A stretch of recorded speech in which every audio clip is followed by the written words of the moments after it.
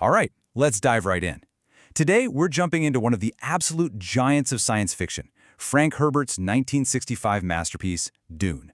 So get ready, because we're about to explore a universe of sand, power, and prophecy that's as relevant today as it was 60 years ago. Okay, let's start right here with this one sentence, because this is everything.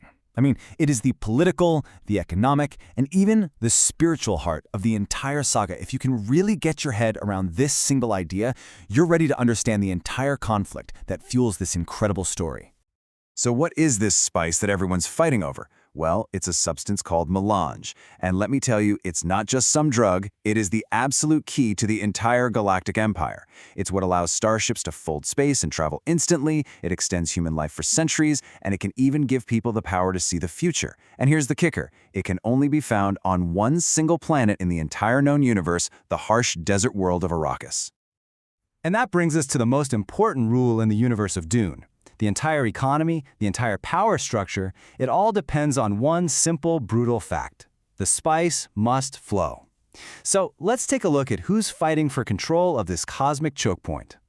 So here are our main players. On one side, you've got the noble House Atreides. Think of them as our heroes, led by the honorable Duke Leto. And on the other side, their sworn enemies, the vicious and cunning House Harkonnen. Now, the Emperor orders the Atreides to take over the spice mining operation on Arrakis from the Harkonnens. As you can probably guess, this is basically lighting a match over a planet-sized powder keg.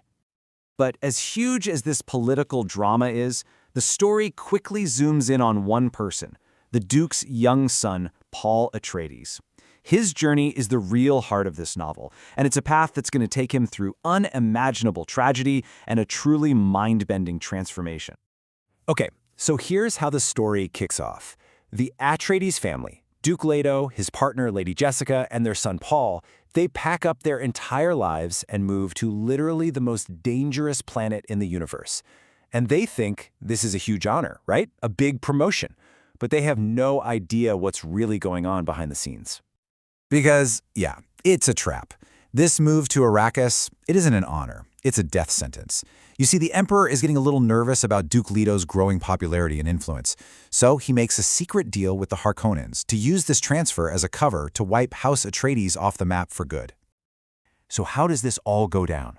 Well, first, the trap is sprung.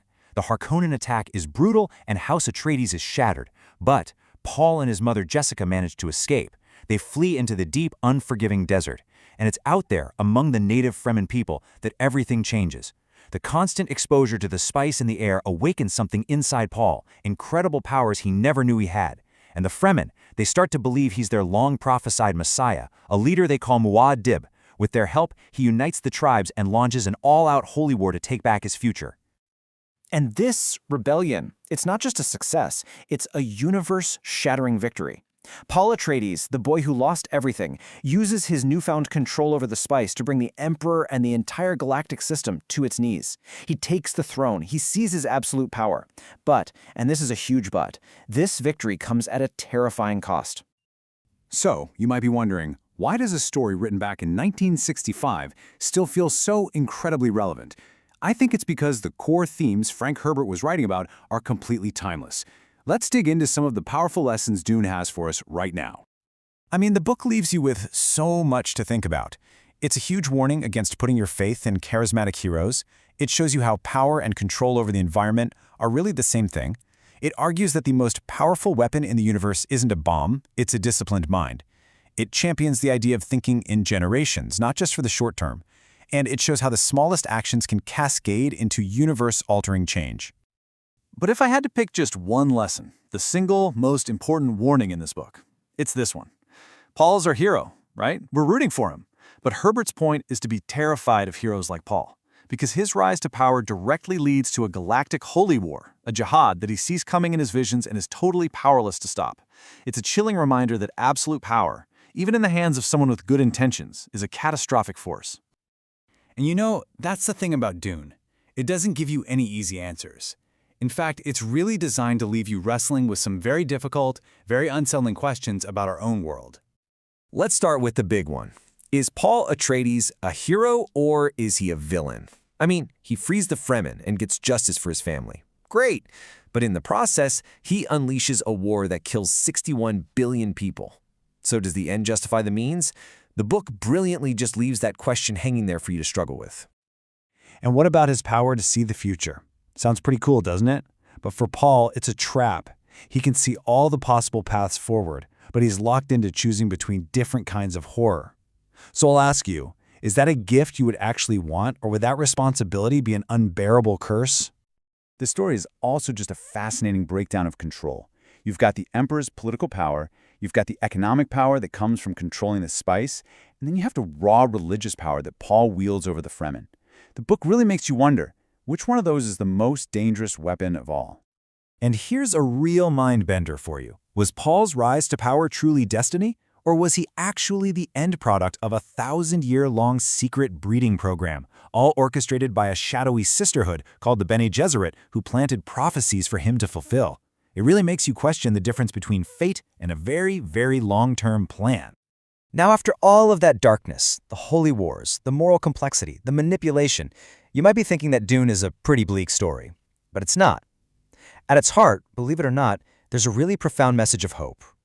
Think about it. When Paul and Jessica lose everything, their titles, their army, their wealth, they're left with nothing. But they don't just survive, they thrive. Why? Because they adapt. They learn from the desert, they embrace the Fremen culture, and they find a completely new kind of strength. It shows us that true power isn't about your throne or your weapons, it's about courage and the resilience to change. And for me, this is the ultimate hope in the story. The Fremen have this secret, sacred dream, one that's been passed down for generations, to one day, slowly, patiently, terraform Arrakis, to transform their desert world into a green paradise. It's this powerful idea that with unity and a vision that spans lifetimes, humanity can change even the harshest environment for the better. And that leaves us with one final question, one that brings this whole epic story right back home. The desert planet, Arrakis, it's a metaphor. So, what are the deserts in our world today? What are the critical resources that are controlled by just a few? And maybe the most important question of all, who profits from keeping things exactly as they are? And that right there is the magic of Dune. It's a story about a faraway planet that ends up feeling like a mirror held up to our own world.